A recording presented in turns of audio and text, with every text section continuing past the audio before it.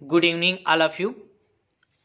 CGPSC hand written notes के YouTube channel में मैं जितेंद्र थवाइत आप सब लोग का बहुत बहुत स्वागत करता हूं। तो चलिए, आज की क्लास कुछ स्पेशल होने वाली है। अभी तो चूंकि छत्तीसगढ़ सामान्य अध्ययन का क्लास 3 आना था, पर उसके बदले आज कुछ स्पेशल क्लास लेके आए हैं। आज हम लोग उन बच्चों के लिए ये क्लास ज़्यादा फ़ायदेमंद होगा जो पहली बार मेंस देंगे या मेंस की तैयारी कर रहे हैं, जो पहली बार तैयारी करना चाह रहे हैं, उनके लिए क्लास बहुत ही स्पेशल साबित होगा। तो आराम से पूरा अंत तक बने रहिएगा। और आज हम लोग समझेंगे कि मेंस आंसर राइटिंग कैसे करते हैं, कैसे लिखते हैं। और बहुत लोग का आप लोग का डाउट था, जिन लोग रजिस्ट्रेशन नहीं कराए थे उन लोग कॉल आ रहा था, बार बार मैसेज कर रहे थे कि सर कैसे आप लोग मॉडल आंसर के थ्रू तैयारी कराते हैं, कैसे आप क्वेश्चन बनवाते हैं, कैसे क्वेश्चन देते हैं, कैसे मॉडल आंसर मिलता है, आप लोग कैसे आंसर बनाते हो, उन सब पे आज चर्चा करेंगे।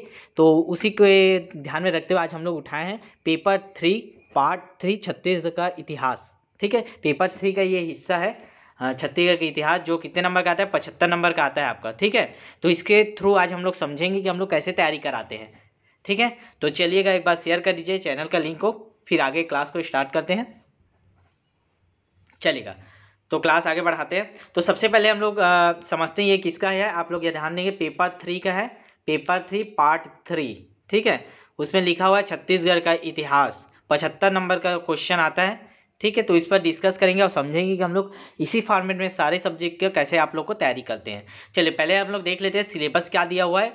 पेपर 3 पार्ट 3 छत्तीसगढ़ इतिहास का पहले सिलेबस समझ लेते हैं, फिर आगे हम लोग बात करेंगे कैसे क्वेश्चन बनाते हैं। तो चलिए, सिलेबस के बाद हम आपको सिलेबस याद होने चाहिए, याद रखिए, तब आपका बेहतरीन तैयारी होता है। आप एक बार कम से कम सिलेबस को पढ़ के अच्छे समझ लिया करें कि क्या क्या सिलेबस दिया है, तो किन किन पॉइंट पे मेंस का बाहर नहीं जाता। जैसे आप लोग प्रीलिम्स का भी एग्जाम दे के आए हो, तो उसमें जो क्वेश्चन देखे हो कि कहीं से भी पूछ लिया है, तो ऐसा मेंस में नहीं होता। टू द पॉइंट उठाएगा, यही जो यहाँ पे लिखा हुआ है इन्हीं विंडो में से उठेंगे क्वेश्चन, इसी को ही घुमा के बना के जितने भी क्वेश्चन बन सकते हैं सारे पूछते हैं। तो हम लोग भी उसी पैटर्न में चलते हैं। चलिए डिस्कस करते हैं फिर।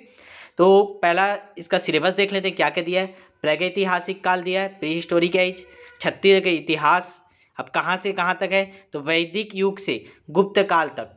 ठीक है, यहाँ तक हमको छत्तीसगढ़ का इतिहास पढ़ना है। कौन कौन से प्रमुख राजवंश, देखिए एक एक तो पूरे डिटेल में दे दिया सिलेबस में। राजसी तुल्य कुल वंश पढ़ना है, नल वंश पढ़ना है, सरबपुरी वंश पढ़ना है, पांडु वंश पढ़ना है, सोमवंशी वंश इत्यादि।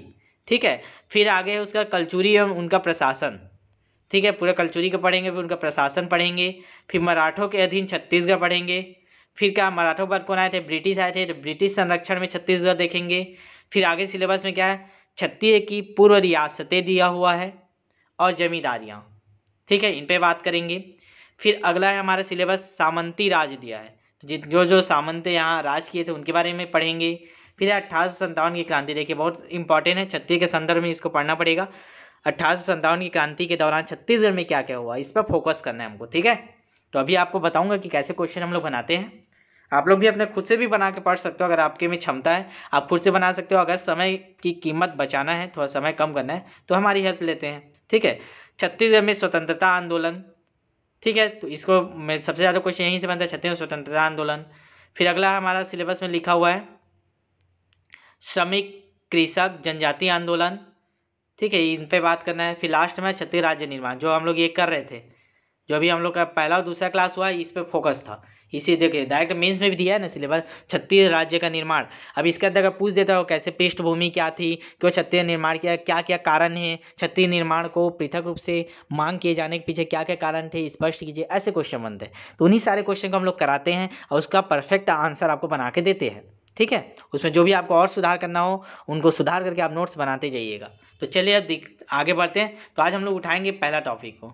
ठीक है, तो पहला टॉपिक उठाते हैं और देखते हैं कैसे हम लोग क्वेश्चन बनाएंगे इसमें से, प्रागैतिहासिक काल। ठीक है, चलेगा आगे बढ़ते हैं। तो ये PDF आपको क्वेश्चन करा रहा हूँ, ये हमारे बैच में कराए गए हैं ना।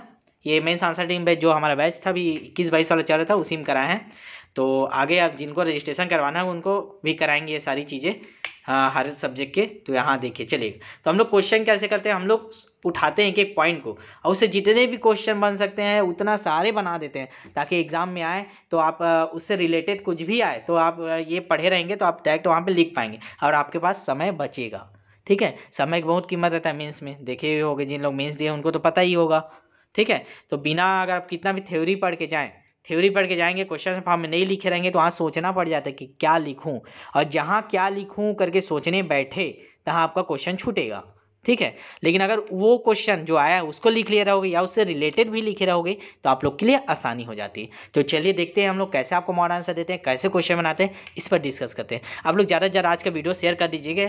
अगर ज़्यादा वीडियो शेयर करेंगे तो पार्ट 2 भी लेके आएंगे और बाकी सभी सब्जेक्ट के थोड़ा थोड़ा लेके आएंगे। ठीक है, बाकी तो आपको हमारे रजिस्टर्ड बैच में आप कराते ही हैं पूरे डिटेल में, प्रतिदिन होता है ना ये। चलेगा, तो पहला क्वेश्चन देखेंगे हम लोग आज। प्रागैतिहासिक काल से आप क्या समझते हैं 30 शब्दों में। जानते तो सब है प्रागैतिहासिक काल क्या होता है, कैसे होता है, सब पढ़े हैं बुक में, लेकिन उसको 30 शब्दों में कैसे लिखना है ये कला आनी चाहिए, ये सीखना है आपको। मेन आंसर जो कैसे आएगा, बार बार प्रैक्टिस से आएगा, प्रश्न उत्तर शैली में आप नोट्स बनाएंगे उससे आएगा। ठीक है, तो वही काम हम लोग करवाते हैं आपको। अगला क्वेश्चन देखेंगे, सेकेंड क्वेश्चन रहेगा, प्रागैतिहासिक काल को पाषाण काल क्यों कहते हैं। 30 शब्दों में लिखना है इसको भी आंसर। अगला क्वेश्चन देखेंगे, प्रागैतिहासिक काल के विभाजन को समझाइए। 100 शब्दों में लिखना है प्रागैतिहासिक काल के विभाजन को। ठीक है, चलिए अगला क्वेश्चन लेंगे। हमारा चौथा क्वेश्चन है, कई बार इसको मेंस में पूछा है, चवल ढाल के बारे में बताइए। ठीक है, 30 शब्दों में लिखना है मात्र। ठीक है, चवल ढाल के बारे में बताइए। मीन्स क्या है, आपकी क्वांटिटी को नहीं क्वालिटी को देखते आप कैसे एक्सप्रेस कर रहे हैं, 30 शब्दों में ही लिखना है आप उसको। ठीक है, पांचवा क्वेश्चन डिस्कस करेंगे, छत्तीसगढ़ में सर्वप्रथम शैल चित्रों की खोज किसने और कब की थी। 30 शब्दों में लिखना है। अब तो एक लाइन में जानते हैं हम लोग 1910 में एंडरसन ने किया, अब उसको लिखना कैसे 30 शब्दों में, ये कला होनी चाहिए, ये सीखना है आपको, बार बार प्रैक्टिस से जो आएगा।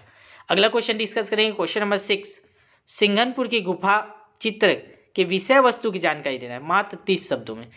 ठीक है, हम लोग सारे शब्द के कराते हैं, अभी ऊपर में पहले 30 शब्द वाला बनाते हैं, फिर 60, फिर 100, जितने भी जिस टॉपिक से बन सकते हैं सारे क्वेश्चन आपको कराते हैं हम लोग। ठीक है, चलेगा, मॉडल आंसर कैसे बनाते हैं चलिए देखते हैं।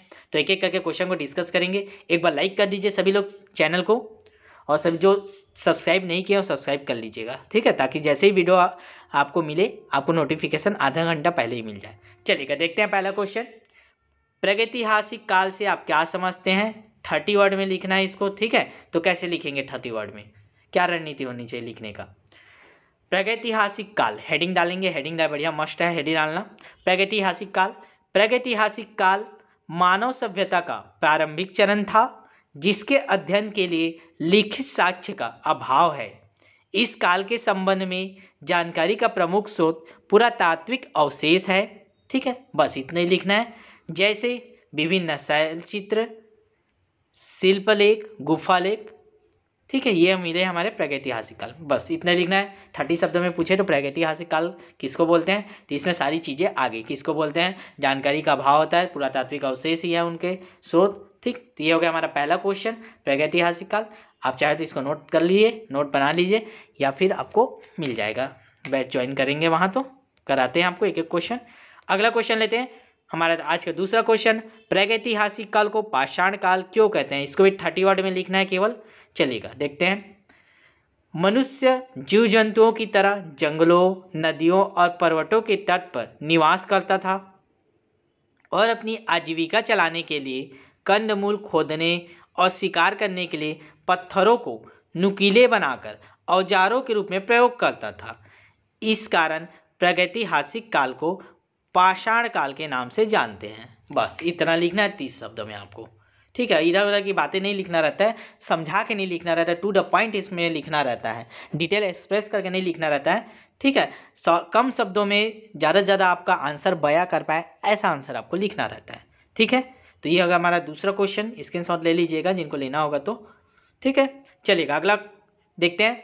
तीसरा क्वेश्चन था, प्रागैतिहासिक काल के विभाजन को समझाइए। 100 शब्दों में विभाजित करना था इसको, तो चलिए इसको देखेंगे, डिटेल में लिखेंगे आप जितना 100 शब्द। ठीक है, उत्तर लिखेंगे, विकास के आधार पर प्रागैतिहासिक काल को 4 भागों में विभाजित किया गया है। ठीक है, ऐसे लिखेंगे। फिर आगे अब एक एक को डिस्क्राइब करेंगे थोड़ा थोड़ा 30 शब्दों में। ठीक है, 4 में लिखे तो 30 20 शब्दों में लिखेंगे तो हो जाएगा। पूर्व पाषाण काल, सबसे पहले देखेंगे पूर्व पाषाण काल।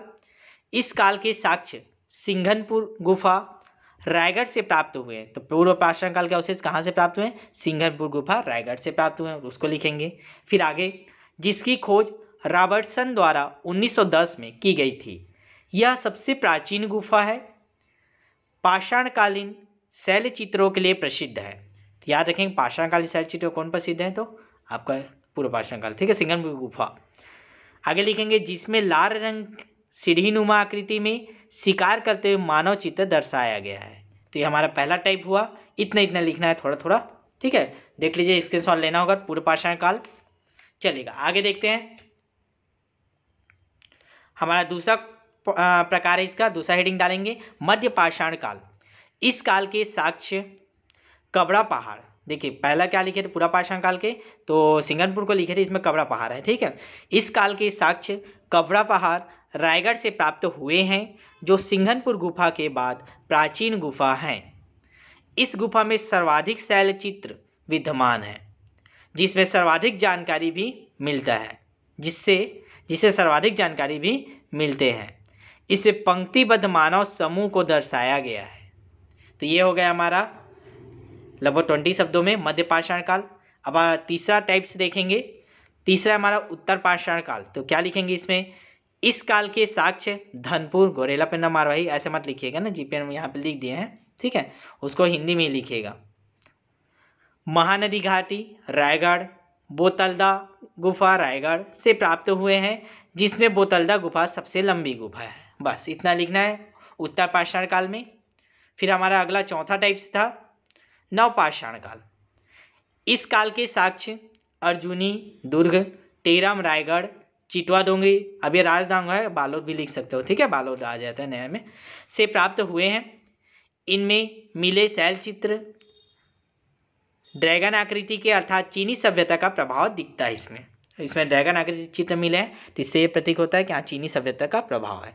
तो हम लोग ने 4 टाइप मात्र 100 शब्दों में हम लोग ने कवर कर लिया, ठीक है।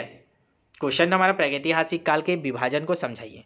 आंसर अच्छा लग रहा होगा तो एक बार लाइक कर दीजिए जितने लोग भी देख रहे हैं, और आपसे फिर से एक बार रिक्वेस्ट करूंगा क्लास के बाद शेयर कर दीजिएगा, ताकि जितना ज़्यादा व्यूज़ आएंगे, जितना ज़्यादा लोगों तक ये पहुँचेगा, उसके तो हमको और मोटिवेट मिलेगा, ताकि और पार्ट 2 लेके आएंगे, ठीक है।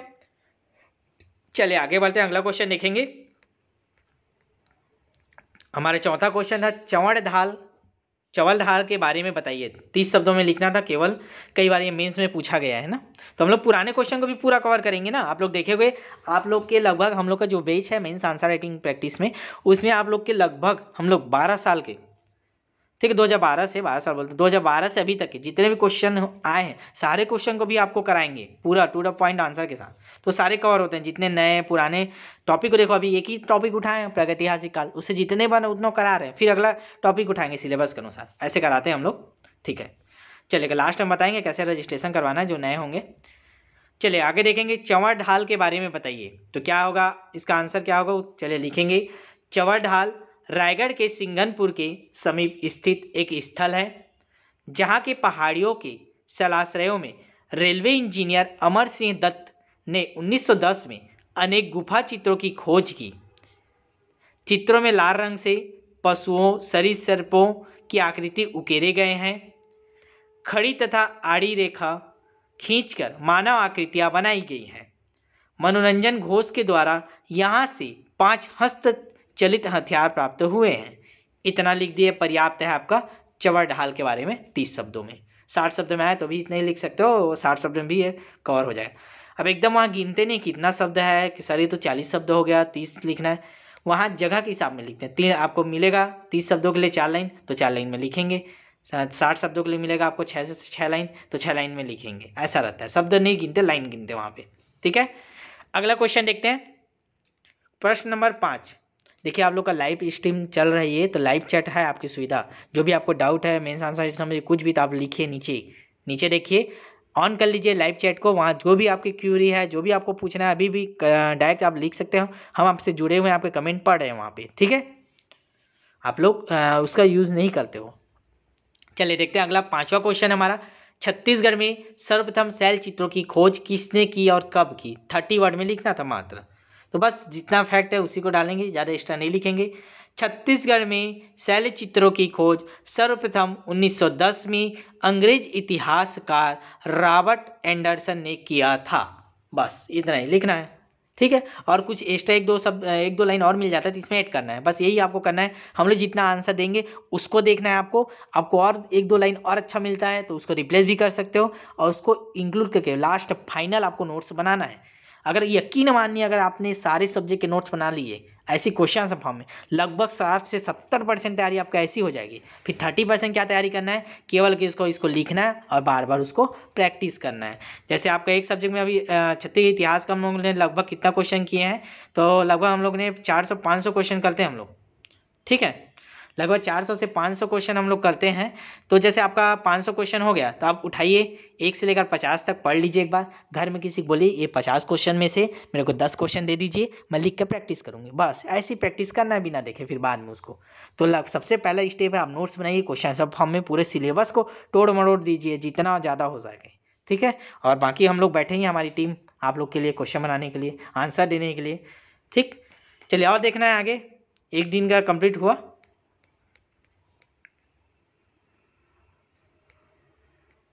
अच्छा 5वां क्वेश्चन भी था क्या, क्वेश्चन भी इसमें नहीं आया। 6वां क्वेश्चन क्या था हमारा, चलिए 6वां क्वेश्चन भी देख लेते हैं। क्या था 6वां, सिंघनपुर की गुफा चित्र के विषय वस्तु की जानकारी दीजिए 30 वर्ड में। देखिए अब विषय वस्तु को हम लोग ध्यान नहीं दिए रहते हैं, ऐसी क्वेश्चन पूछता है मेंस में, ठीक है। अभी तक देख ले हम लोग प्रागैतिहासिक काल के ही बना रहे हैं ना क्वेश्चन, तो क्या आएगा, चलिए इसका भी आंसर देख लेते हैं। तो लिखेंगे आंसर में, सिंघनपुर छत्तीसगढ़ की सबसे प्राचीन गुफा है। सिंघनपुर की विषय वस्तु की बात करें तो यहाँ बने शैल चित्रों में मानव आकृतियाँ, सीटी व डंडे के आकार में आखेट करता हुआ मनुष्य, पशु आकृतियाँ आदि का चित्रांकन किया गया है। बस 30 वर्ड में लिखना है, तो 30 वर्ड में उसका विषय वस्तु बता दिए। क्या यहाँ के विषय वस्तु की बात करें तो शैल चित्रों में मानव आकृतियाँ, सीढ़ी व डंडे के आकार में आखेट करता हुआ मनुष्य, सीढ़ी और डंडे है ना, मनुष्य, पशु आकृतियाँ आदि का चित्रांकन किया गया। 30 वर्ड में दिखा दिए हम लोग सिंघनपुर की विषय वस्तु, ठीक है। कितना टाइम हो गया आप लोग का, चलेगा और देख लेते हैं। चलिए एक दिन का और कर लेते हैं, ठीक। चलिए आगे देख लेते हैं, एक दिन का और क्वेश्चन कर लेते हैं। ये सारे क्वेश्चन हम लोग अपने बैच में कराते हैं आपको डिटेल में एक एक करके, तो चलेगा। एक बार लाइक कर दीजिए, और आगे करना है तो लाइक कर दीजिए, आगे कर लेते हैं, चलेगा। फिर अगला सेकंड क्वेश्चन पेपर देखते हैं। अभी भी हम लोग जस्ट उसी स्टेप से आगे बढ़ रहे हैं, प्रागैतिहासिक काल के बाद जस्ट आगे बढ़ रहे हैं ना, ठीक है। अगला क्वेश्चन है हम लोग का, लौह युग में छत्तीसगढ़ की स्थिति बताना है 30 शब्दों में, ठीक है। लौह युग में छत्तीसगढ़ की स्थिति बताइए 30 शब्दों में। अगला क्वेश्चन देखेंगे फिर, आद्य ऐतिहासिक काल किसे कहते हैं 30 शब्द। देखिए जितने संभावित क्वेश्चन बन सकते हैं सारे हम लोग एक एक टू द पॉइंट कराए जा रहे हैं, जिससे जिस टॉपिक से जितने वर्ड के बनते हैं उसको कवर करते हैं। तो आद्य ऐतिहासिक काल किसे कहते हैं 30 वर्ड में। फिर हमारा तीसरा क्वेश्चन है, आद्य ऐतिहासिक काल में छत्तीसगढ़ की स्थिति बताइए, 30 शब्दों में लिखना है इसको भी। देखिए जितने भी संभावित क्वेश्चन है, छत्तीसगढ़ की स्थिति बताइए, आद्य ऐतिहासिक काल क्या है, जो सोच सकता है एग्जामिनर सब सोचने की कोशिश करती है हमारी टीम, ठीक है, चलेगा। आगे देखेंगे, चौथा क्वेश्चन देख लेंगे, छत्तीसगढ़ के रायगढ़ से प्राप्त होने वाले प्रमुख शैलाश्रयों और शैल चित्रों को बताइए, 30 शब्दों में लिखना है इसको, ठीक है। छत्तीसगढ़ के रायगढ़ से प्राप्त होने वाले प्रमुख शैलाश्रयों और शैल चित्रों को बताइए 30 शब्द। फिर हमारा अगला 5वां क्वेश्चन रहेगा, ऐतिहासिक काल से आप क्या समझते हैं 30 शब्द। आपका पूरा सिलेबस के अनुसार नोट्स बनेगा, ठीक है। फिर हमारा 6वां क्वेश्चन रहेगा, रामायण कालीन छत्तीसगढ़ की स्थिति को बताइए 30 शब्द। देखिए ये भी 30 वर्ड वाले ही लिए हैं, ठीक है, चलेगा। अब आंसर देखेंगे एक बार। आप लोग लाइक कर दीजिए, जितने लोग देख रहे हैं, लाइक की संख्या कम है, जितने लोग लाइव हो एक बार लाइक कर दीजिए। फिर आगे देखते हैं, इनका आंसर देखेंगे, और अच्छा लग रहा होगा तो कर दीजिए लाइक, नहीं लग रहा हो तो मत कीजिए, ठीक है, चलेगा। और शेयर जरूर करिएगा ना, आज का ये वाला क्लास ना शेयर कीजिएगा, ज़्यादा व्यूज़ आएंगे, अच्छे आएंगे आप लोग का, और सपोर्ट अच्छा रहेगा तो इसका पार्ट 2 भी लेके आएंगे, और सारे सब्जेक्ट के लेके आएंगे। ऐसा नहीं कि इसी बस का, सारे सब्जेक्ट के थोड़े थोड़े आपको लेके आएंगे। और डिटेल तो यहाँ करा नहीं सकते, डिटेल के लिए आपको बैच ज्वाइन करना पड़ेगा। और बैच के बारे में आपको थोड़ा सा बोल देता हूँ, मतलब बैच का फीस भी हम लोग का ज़्यादा नहीं है, केवल फीस की बात करें तो 160 रुपये फीस है। इसमें हम पूरा 30 दिन पूरा मेंस आंसर राइटिंग कराया जाएगा, पूरे मॉडर्न जैसे आप देख रहे हैं ऐसी PDF के फॉर्म में आपको मॉडर्न आंसर दिए जाएंगे। प्रीलिम्स के टेस्ट सीरीज उसी में फ्री है, व्यापम के टेस्ट सीरीज उसी में है, और आपको लाइव क्लास भी देते हैं, जितना आवश्यकता अनुसार होगा उतना लाइव क्लास देने की कोशिश करेंगे, वो भी आपका निःशुल्क है, पूरे 160 रुपये में सारी चीज़ें हैं। तो देख लेंगे, लास्ट टाइम नंबर बता देंगे, रजिस्ट्रेशन कैसे कराना है तो करा लीजिएगा, ठीक है, ताकि आप लोग का नोट्स बनते जाए इसी फॉर्म में, क्वेश्चन आंसर फॉर्म में। अब बताइए आप ही लोग, ऐसे जब आप सिलेबस को तोड़ के पूरा पढ़ लेंगे तो ऐसा क्या पूछ देगा एग्जामिनर जो आपको नहीं लिख पाओगे वहाँ, ठीक है, 400 500 700 क्वेश्चन एक एक सब्जेक्ट के कर लेंगे, पूरे सिलेबस को तोड़ तोड़ के कर लेंगे, और क्या नया बनाएगा, घुमा के इसी में से कुछ पूछेगा तो आपको लिख लेंगे, अगर इतना लिख के प्रैक्टिस किए रहेंगे तो। चलिए अब आंसर देखते हैं। चलिएगा, लौह युग में छत्तीसगढ़ की स्थिति देखना था, पहला क्वेश्चन था, तो आंसर कैसे लिखेंगे देखेंगे। चलिएगा, लौह युग में छत्तीसगढ़ की स्थिति, हेडिंग डाल देंगे ऐसी, लौह युग में छत्तीसगढ़ की स्थिति लिखेंगे। दक्षिण कोसल अर्थात छत्तीसगढ़ से इस काल के अवशेष लगभग प्राप्त नहीं हुए हैं। दक्षिण कोसल अर्थात छत्तीसगढ़ में इस काल के अवशेष लगभग प्राप्त नहीं हुए। किस काल की बात करें हम, लौह युग की। आप लोग बस ऐसे पढ़ते हैं लौह युग के अवशेष नहीं मिले, अब उसके लिखने आना चाहिए। किंतु लौह युग के दौरान छत्तीसगढ़ में महापाषाण स्मारक प्राप्त हुए थे या हुए हैं। ठीक है, ये पाषाण स्मारक कहाँ कहाँ से मिले हैं उसको लिख देंगे। बालोद जिले के, ठीक है, बालोद जिले के चिरचारी, सोरा, करही, भदर से इनके अवशेष प्राप्त हुए हैं। बस इतना लिखना है आपको 30 वर्ड में। ठीक है, लौह युग में छत्तीसगढ़ की स्थिति, यहाँ से उसके अवशेष प्राप्त नहीं हुए, किंतु लौह युग के द्वारा महापाषाण स्मारक प्राप्त हुए हैं। ठीक, ये हो हमारा पहला आंसर।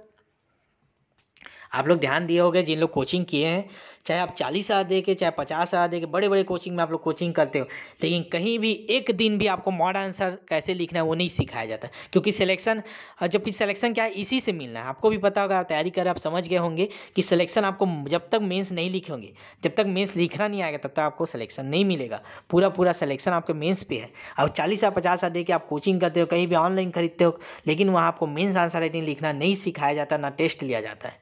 ठीक है, टेस्ट लेते हैं, कई लोग चलाते हैं टेस्ट लेते हैं, लेकिन केवल फीडबैक वाला, तो फीडबैक में आप उतना अच्छे से ग्रो नहीं कर पाएंगे, क्योंकि आपको कंटेंट भी चाहिए।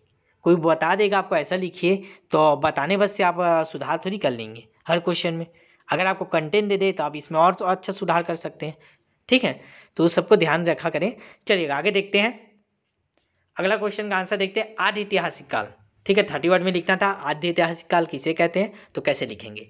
आद्य ऐतिहासिक काल प्रागैतिहासिक काल और ऐतिहासिक काल के मध्य का समय है। इस समय लिपि और भाषा का ज्ञान था, लेकिन चित्रांकन व भाव चित्रात्मक था।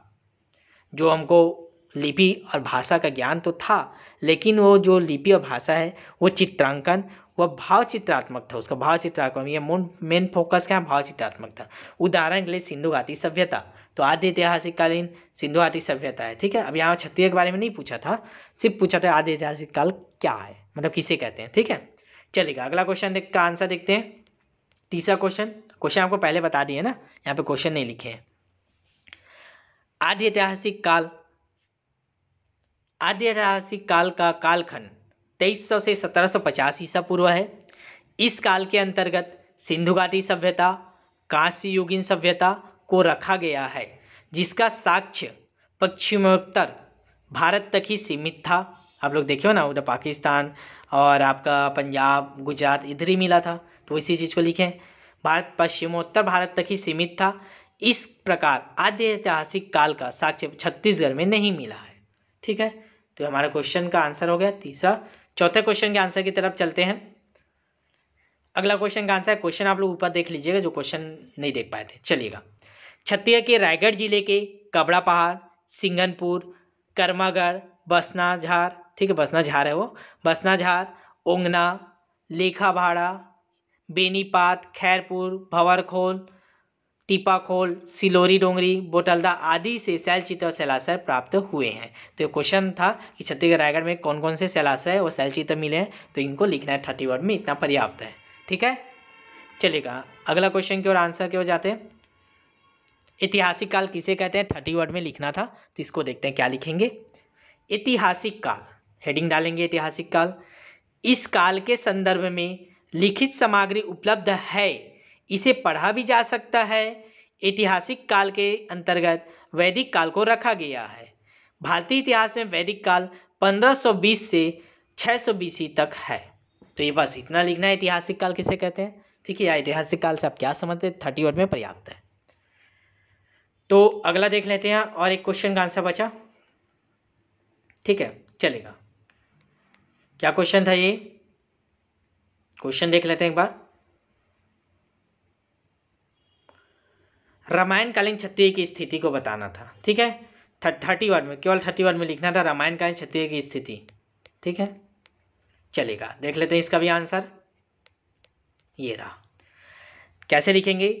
दक्षिण कौशल के राजा भानुमंत की पुत्री कौशल्या का विवाह उत्तर कौशल के राजा दशरथ से हुआ था। राजा हनुमान के कोई पुत्र नहीं होने के कारण दक्षिण कौशल का राज्य राजा दशरथ को प्राप्त हुआ। ठीक है, ये भानुमंत है ना। ठीक है, राजा दशरथ को प्राप्त हुआ। इस काल में छत्तीसगढ़ का नाम दक्षिण कौशल और बस्तर का नाम दंडकारण्य प्रचलित था। केवल बस इतना लिखना 30 वर्ड में। ठीक है, तो इस प्रकार से आपको पूरा क्वेश्चन आंसर फॉर्म में कराते हैं। ये लगभग बहुत सारा PDF है। ये पूरा कंप्लीट सिलेबस है, इसमें आप लोग का पूरा जितना करवाएं हम लोग, लगभग 1.5 महीने चला था। तो ये पूरा कंप्लीट है, पूरा आपका एक एक टॉपिक वाइज देखे, कुषाणकालीन सारी चीज़ें, एक एक क्वेश्चन है, एक एक क्वेश्चन का आंसर है। ठीक है, ये देखो सकते महाजनपद काल के अंतर्गत पूरे एक एक क्वेश्चन का आंसर है। तो ये भी मिल जाएगा, अगर आप लोग इसको भी लेना चाहे, परचेस करना चाहे तो आप लोग व्हाट्सएप में मैसेज कर दीजिएगा। आप लोग को नंबर बता देता हूँ, कहाँ रजिस्ट्रेशन कराना है उसको भी नंबर नोट कर लेंगे। 754461, ये है हमारा number 7583864461। CGPS hand written notes करके इसमें व्हाट्सअप कर दीजिएगा आप लोग कि सर अगर आपको ये पूरा परचेस करना चाहेंगे तो इसको भी परचेस कर सकते हैं। और बाकी आप ग्रुप ज्वाइन कर लीजिए 160 रुपये वाले में, उसमें सारे सब्जेक्ट आपको कराते हैं ना मेंस आंसर राइटिंग में। ठीक है, तो उस चीज़ को ध्यान रखेंगे, मेंस आंसर राइटिंग के लिए आप लोग ज्वाइन कर ही लीजिएगा। ठीक है, तो और कोई अब इसके बाद आप लोग कमेंट कर दीजिएगा कि किस सब्जेक्ट के किस पेपर के आपको देखना है मॉडल आंसर के साथ कैसे क्वेश्चन बनाते हैं, तो उसका नेक्स्ट पार्ट हम लोग उसका लेके आ जाएंगे नेक्स्ट क्लास में। ठीक है, तो ये नंबर आप लोग देख लीजिएगा। रजिस्ट्रेशन जिसको कराना होगा 160 रुपये केवल महीने, पूरे महीने भर का फीस रहता है। मेंस कवर होगा आपका, प्रीलिम्स व्यापम सारी चीज़ें कवर होंगी। ठीक है, तो चलिए फिर मिलते हैं नेक्स्ट क्लास में। तो आप लोग कमेंट करके बता दीजिए नेक्स्ट वीडियो आप लोग को किस पेपर पे चाहिए। ठीक है, और इसका PDF आपको लेना होगा, आप मतलब पूरा कंप्लीट सिलेबस का मॉडल आंसर लेना होगा क्वेश्चन आंसर फॉर्म में प्रश्नोत्तर शैली में आप नोट्स बनाने के लिए, तो आप व्हाट्सएप में मैसेज कर सकते हैं, आपको बता दिया जाएगा इसकी संबंधित जानकारी। और बैच संबंधित सारी जानकारी भी आपको दे दी जाएगी कि कैसे पेमेंट करना है, कैसे क्या करना है। और चलिए फिर मिलते हैं। और एक बार फिर से आपसे रिक्वेस्ट है, इसका पार्ट 2 चाहिए और बाकी सब्जेक्ट का, तो एक बार शेयर कर दीजिए ज़्यादा से ज़्यादा। आप लोग चलिए एक बार स्टेटस में शेयर कर दीजिए, जितने लोग भी देख रहे हैं अपने व्हाट्सएप स्टेटस में, ताकि सभी लोग तक ये पहुंच जाए। चलिएगा, आप लोग सपोर्ट कीजिए हमको, हम आपको सपोर्ट करेंगे। चलिए धन्यवाद, मिलते हैं फिर नेक्स्ट क्लास में। तब तक के लिए बेस्ट ऑफ लक, अच्छे से पढ़िए।